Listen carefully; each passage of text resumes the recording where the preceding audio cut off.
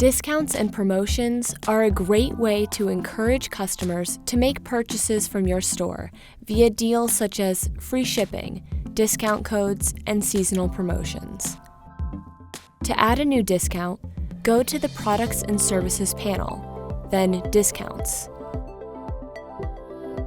Click Add Discount. Choose your discount type: % off, amount off, buy X, get Y, or free shipping or local delivery. Fill out the title of your discount, then choose a trigger type and discount code if needed.